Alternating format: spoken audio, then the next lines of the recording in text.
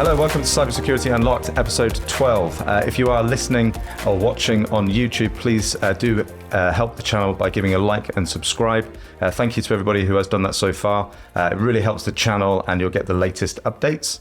I'm delighted to be joined by my good friend Frank from Phoenix Security. He is the former head of application security for HSBC. In 2019, he founded Phoenix Security, who provide world-class vulnerability management across Europe. How are you doing, Frank? Very good to see you. It's good to see you back in person. Yes, I know. Yeah, finally. Yeah. Thank you so much for coming down. We're really keen, I guess, just to sort of kick off with how you got started in the industry. Really keen to sort of hear your story. Yeah, it's a bit sideways. So I started back in the days from development background and cybersecurity background. So I try to always mix the two things together. And the first kind of step in the industry were through teaching. So I was teaching a university, and then back into the industry in teaching overall cybersecurity, cloud security, network security. And that was very nice to get people in, lucrative as well. It did work really well and help also start in the business for consultancy. So people that came to learn said, well, you seem to know what you're talking about. Can you help us implement it, this and that? And that started fundamentally the consulting part of the business. And after that, I basically kept on doing digital transformation overall. So Vodafone was one, Nationwide was another one, BT, National Grid with the financial part of National Grid. And then, of course, the biggest one was HSBC, where we were trying to get everything that they were doing in the cloud. And with that, we started looking at the security aspect, a security posture. Every business that change fundamentally need to look at how they do things from a cyber perspective. And usually that happens in a transformation. And usually that happens and everything turns red, everything turns into a fire. So that's a little bit the story of where I come from and how I got into the industry, almost by accident, let's say. Right. Okay. And then after such a sort of a long career, sort of contracting and working on interim basis and having your contracts renewed, it can become a very, I guess, sort of easy, work-life balance. You can, manage your own hours. You can pick and choose who you want to work with. What was it that gave you the inspiration for setting up Phoenix Security? Well, let's say the first business we sold the technology arm. So I was kind of used to building and selling pieces of a business. And with the experience of a number of transformation, I noticed a pattern of things that were missing in the industry. Like vulnerability management is not a new thing. Yeah. We never managed to crack it. It's a problem that is ongoing, and business look at it from a one-shot problem to solve it. Like, I'll buy a solution, it'll fix the problem now. No, unfortunately, it's muscles. It needs to be repeatable. And organization then seems to crack that aspect because we keep on saying developer and security need to talk with each other. And vulnerability management is not driven by either of them. No, none of them should care about vulnerability management. And that's a bit of a controversial aspect. But if you involve the business in helping them understanding what is the risk profile that they carry, then it's a business problem. And vulnerability management, like security, is a business problem. Security people are there to help business making informed decision on how much and which level of risk they want to carry. And I haven't talked about criticality. I haven't talked about vulnerability. I keep on talking about risk because that's the language that the business talks. And if we keep on talking about vulnerabilities, we never crack it. Yeah. And that's what I found, that we kept on buying tool as transformational organization and programs, finding problems, and then we were missing the so what. Yeah. What do we need to be to operate at the risk level that the business wants? That seems to be an answer that always came unanswered. Yeah. So by doing these 3, 4, 5, 10, 15 times, I noticed a pattern of like, we need to solve this problem in a very different way, because there are tons of companies that burn, thriving a little bit and then dying because they don't solve the problem. Yeah. they create a nice dashboard, but they don't answer the fundamental question is, so what? Yeah. But not for security, for the business. Right. Okay, that makes sense. So you found a kind of a niche just off the back of your work that you did with HSBC, and then so this is an interesting thing actually, because there's going to be a lot of people out there at the moment that are, we're in an economic slowdown. That's plain to see. The banking sector, the tech sector has slowed down.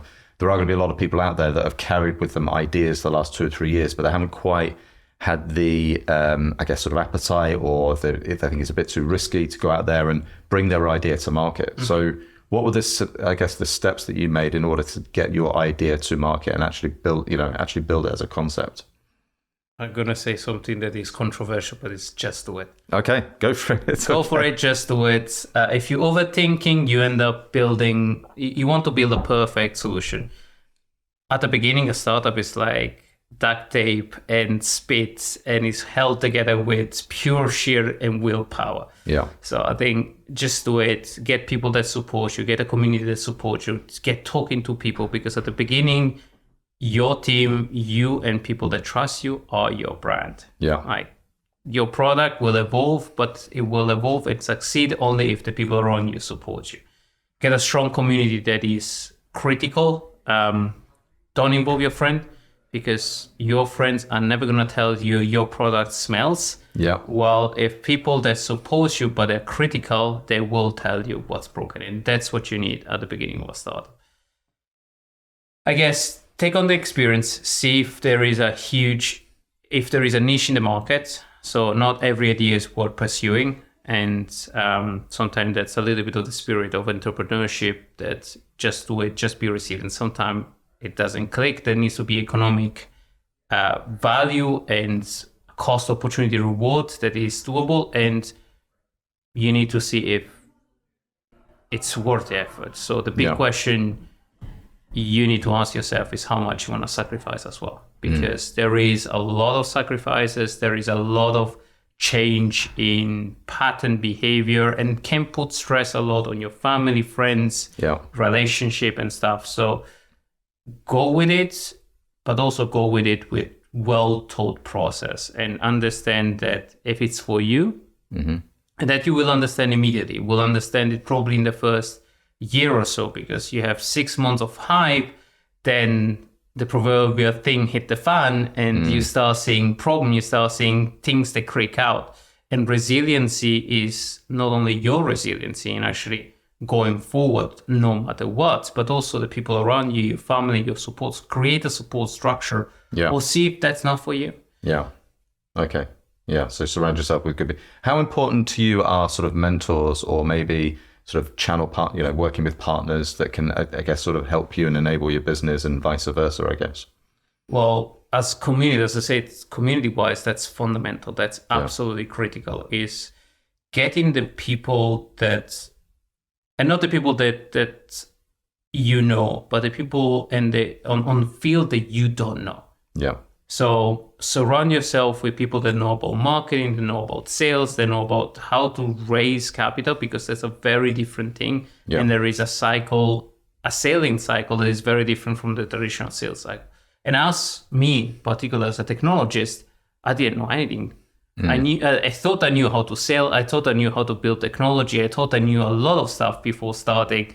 And the first year was a year of reckoning, a year of like recognizing what I knew and who I needed around me to actually fill those gaps. Yeah. And be as independent as possible. So at the beginning, try to get, technologists, people that know how to sell, and you need to roll up your sleeve a lot and learn a lot of stuff. Now, we have a lot of AI things that are helping massively right now. So if we had these things 3-4 years ago, probably a lot of business would have gone faster. Right now, as a solo entrepreneur, or as a community, or as you and your co-founder and maybe another person, you can start a business really well, really quickly. But you still need to surround yourself with advisors that helps you grow, that support your growth, and people that know the investment space. So people that have done it before as well.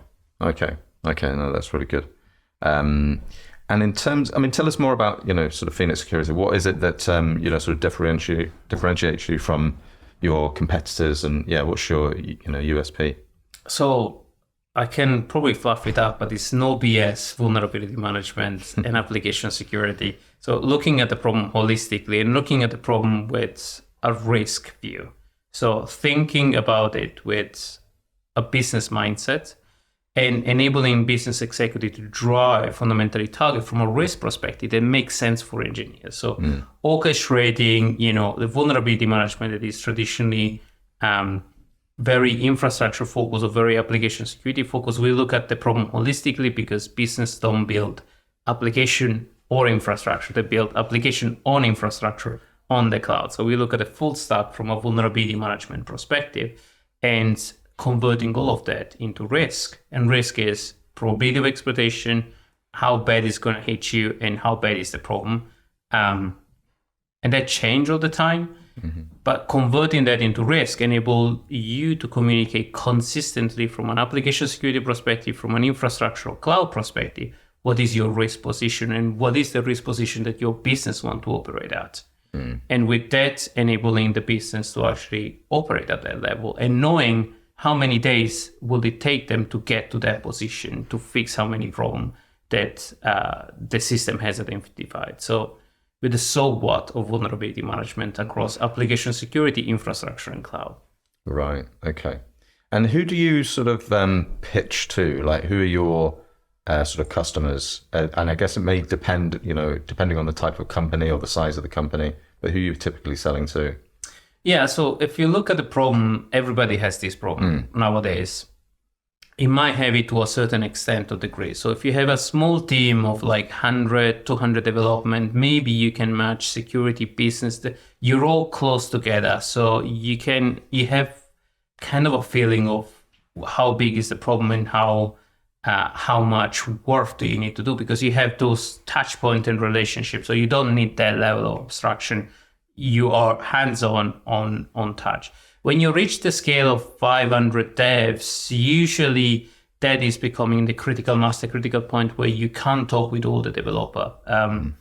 You can't have security engineers, so usually is a CISO with maybe a couple of people that are struggling because they need to match one security person to 500 people. It can dedicate even 5 minutes a week to groups, fundamentally. Right. So at that point in time, you need to scale. And then you go to the enterprise where you have multiple business units, multiple decision maker, multiple people that drives, multiple team that have different backlogs. The problem becomes exponentially more complex the more your dev team grows and the more the security team stays. So if you look at a startup, usually you have also domain of lack of expertise. So you might find that a startup might have somebody that knows about application security but doesn't know about cloud and infrastructure, or the other way around. So having that holistic view enable business people to drive these targets down. And we tend to pitch to CISO that have the smaller teams. So we have success stories as well on the website of a single CISO that managed to drive fundamentally risk down and vulnerability down without the team actually touching the solution. So it was so simple that he managed to connect all the vulnerability management solution, all the Jira solution, and able to drive fundamentally vulnerability management with just spending an hour a week rather than spending days and days and days on actually that problem. Because at that point in time and at that scale, you need to be able to execute. And then when you look at the more enterprise scale, we recently closed a partnership with Capco and Wipro. And that is a problem of scale. Then you have multiple environment, multiple cloud environment. You have multiple application across multiple scanning tool, across multiple business unit, across multiple infrastructure. Your problem is scattered across the globe and the place, like from Asia to Europe to US. And you have multiple stakeholders that have different priority in different systems. So enabling them to have a picture and a representation of what is the risk level and how much they want to operate and what is the smelliest thing that can jump on is probably the more important thing that you can do, because you can paint a picture, you can give a lot of spreadsheet to a lot of people, but painting a picture made of risk gets you so much further on than sending a spreadsheet to a bunch of developers and begging them to actually please fix. Yeah. No, that's fantastic. And congratulations on the contracts. Thank you. Do you worry when, I mean, pitching to big, companies of that size, do you worry about like, how do you sort of strategize around how you're going to deliver that? Is there a danger in that you're going to be biting off more than you can chew? No, be ambitious. Always be ambitious, but always, I would say, find the right balance. So you need to portray that you're not bigger than you are. Mm-hmm. So you manage expectation and you frame the expectation with the client. And some clients say, nah, and you need to respect that and accept that, because it's not their problem to actually support you. It's your problem to help them solving a problem. So you need to kind of calibrate and decide who are the business that for this stage you can attract and attack and help them solving a problem when they can give you feedback and help you solving a problem. So it's a balance. And it's a revolving door at this stage, and at any stage really. But the time an organization gives you and the saving that you give to an organization is two ways. And you need to find the right partner and the right organization that want to work with new technologies. They want to experiment, and maybe they will not be the customer for life. Yeah. Because an early stage startup and an early stage customer will be different from a late stage laggard and customer. So find the right partner and the right people that you want to sell to, not the brightest and biggest logo. Maybe they're not the best at the very beginning. So design partner and people that helps you are much, much better than big logo. You need big logo to raise VC, to raise capital, to raise the profile of your organization.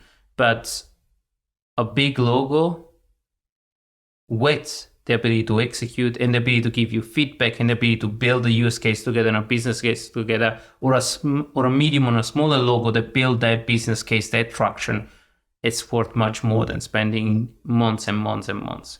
And also, smaller startups don't understand kind of the nuances of a procurement process. Sometimes it can take 6 months to a year to get through the procurement cycle, and you might lose it because you don't have maybe SOC 2 or ISO 27000 or other regulation that they need to obey to. And sometimes you find the perfect product, you agree on the price, and you fall on regulation, or you fall on the procurement process. So that's a really good point, actually, because I've experienced that myself on the recruitment side as well. When we're pitching candidates, or if we're working on a particular, some potential gaps in their leadership team, and they don't have a sort of an in-house sort of recruitment process to sort of speak up. You're dealing directly with the COO or the CEO, and they're like, so you have to kind of guide them a little bit on how the recruitment process works, and having a HR, signing contracts and stuff like that. So how do you go about sort of helping for companies that aren't maybe quite as sophisticated on the procurement side of things? I think, again, I repeat, find the right partner, find the person that in the business will fight your battles, because there will be a red flag, because your business is not perfect. You might have issues, and sometimes are issue on paper. We had discussion with procurement that ask us, why are you so secure on these things and why you don't have certification? And then you need to explain, well, certification are actually not actual security. And it is expensive, but it's a process that they need to go through, and just complaining that you don't have certification or other stuff will not get you anywhere. You need to recognize that organization work in a specific structure, and you need to find the right balance between security and compliance. And sometimes you will lose deal because of that. And you need to accept that, recognize that, recalibrate, and refocus on the partner that can help you grow. And as a hiring manager, as you've been, or true you are now and previous, what are and this will be good for for the listeners as well, because there's a lot of people out there that are out of work. There's companies are laying off in the banking sector and the tech sector. What are the key things that you sort of look at when you're hiring yourself? Yeah, that's probably the hardest lesson that we grow. And while we grow, that we learned was, what is the perfect match for the team and the business at this stage? You might find the perfect candidate and the biggest name, but it doesn't work in the startup. You might find the big corporate shot, but then it doesn't know how to execute in a startup. It wants a team. So find the people at the stage where you are. And what I look personally is proactiveness. So no snowflake, no BS, like go do it and have fun doing it, because, you can spruce it up, you can fluff it up, but we are in a tough environment. So people need to roll up their sleeve and do the thing. And that's the kind of things that I see. And I don't care about, what kind of pedigree, what kind of things you have in the background. That might help getting you through the door. But it's really the ability to execute, the ability to take ownership, accountability, to do stuff, roll up your sleeves, find solution. That's the stuff that at this particular stage of the company we are looking at. So fitting in with a team with the right skill sets and with the right mindset is key for me. Yeah, I guess people have got the ability to wear multiple hats in a growing company, and then once you reach certain critical mass, then that's when you start to bring in maybe the more sort of corporates that can help with the infrastructure and process. Yeah, you need to grow at stages, and you can't grow too quickly. So you need the customer validation, you need the contract, you need the people that execute. And growing too fast, too quickly would just annoy everybody. Yeah. So what if you don't mind sharing this as well, Frank? What's your sort of game plan or your strategy with Phoenix Security? Where do you see it in sort of 4 or 5 years' time? So we're looking at Phoenix to be a holistic end-to-end, not just vulnerability management, but digital supply chain management. So looking at your digital supply chain, that can be infrastructure, that can be cloud, that can be application security, and looking at where your risk is coming from, where are they coming from your direct supplier, indirect supplier, and looking at the problem holistically is what you need to attack to actually execute. That is where we see Phoenix going, and we will be expanding in the US in the coming year. And then third step will be Asian markets. Congratulations. Awesome. Thank you. And you're also a fellow podcaster. Yes, I am.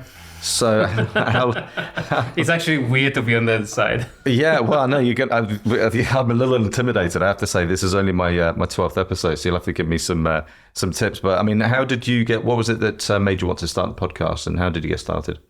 We actually stumbled it on almost by chance, because we started something called Mentoring Monday as a community call with a bunch of people. We started recording those because we said, we're talking about important stuff and really cool things that could help not just us, as we were 5-10 people on the first call, then 10, then we become 50, and then I said, this is probably worth sharing. Yeah.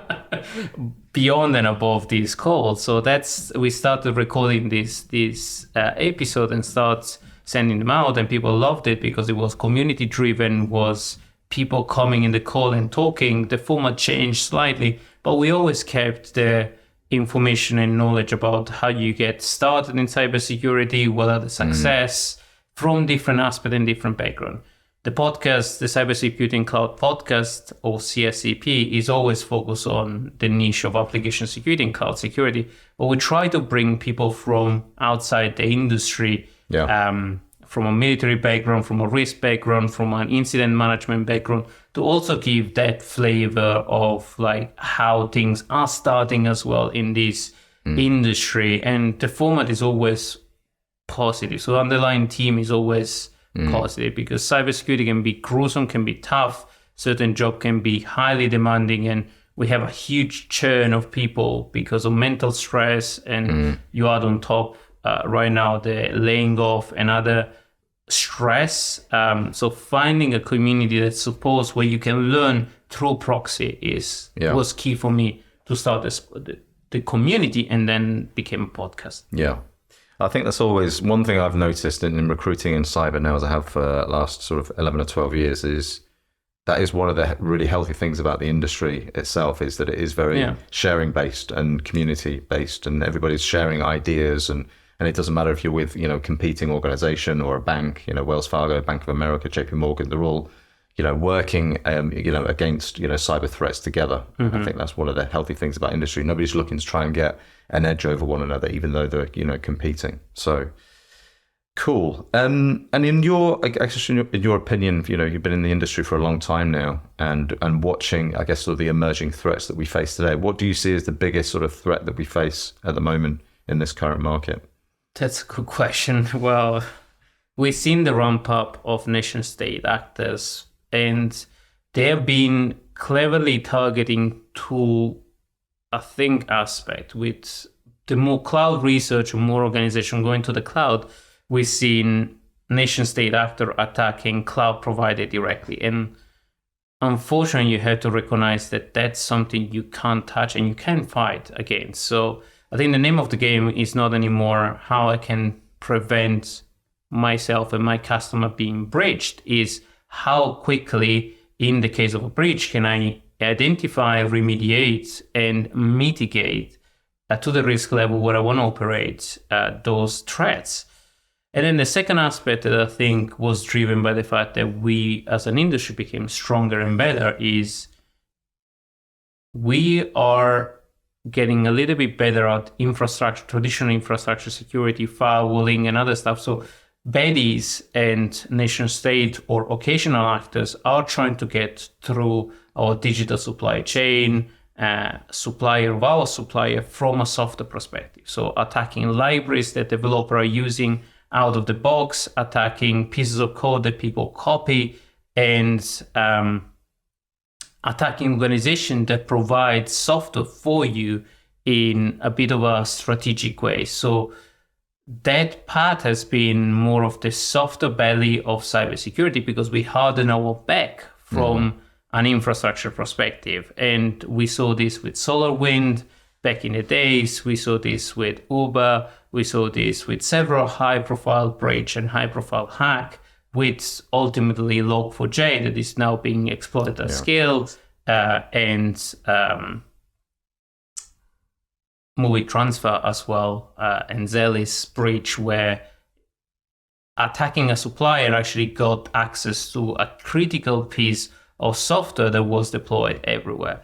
And CISO nowadays are struggling because threat intelligence as traditional doesn't provide them a tool to actually attack this problem at scale. And you need to recognize that those problems will keep on popping up because you can't defend your supplier and you can't have an influence to your supplier in the same way you can have an influence internally. So ring fencing things, acting quickly, being able to identify quickly is the only thing you can do as a CISO of your organization, and having a stronger posture so that even if one of these suppliers get popped, or even if a software that you have deployed get popped, you can still remediate, you can still protect your data, you can still isolate and identify that problem.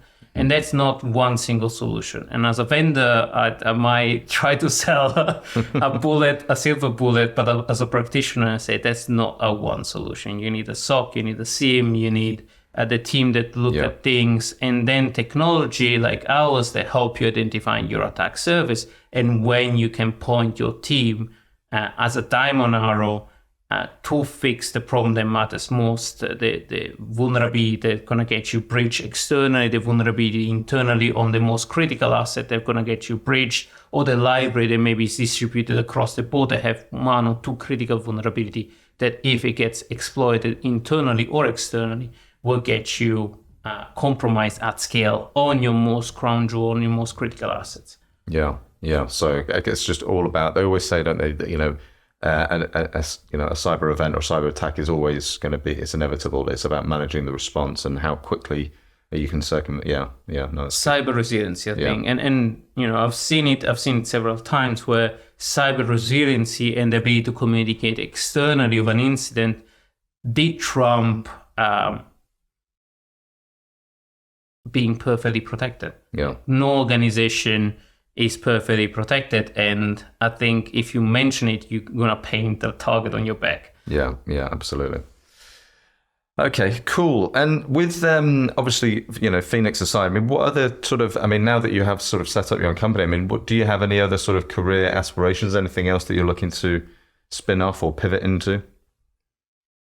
Well, with startup, focus is the key. Yeah. So Phoenix is the name of the game.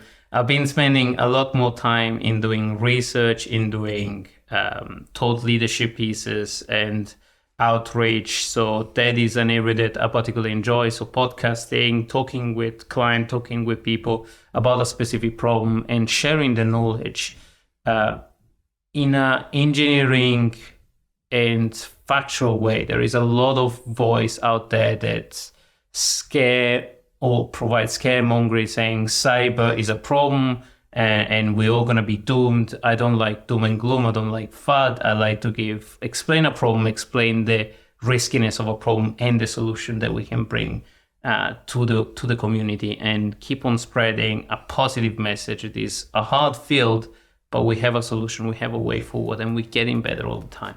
Good. No, I love it. I love the attitude. All right, cool. Well, thank you so much for coming down today. It's great to meet you and hear your story. And the best of luck with your expansion. Thank you very much. We'll speak again soon. Thank you, everyone, for listening. Take care. Bye. Yes, bye.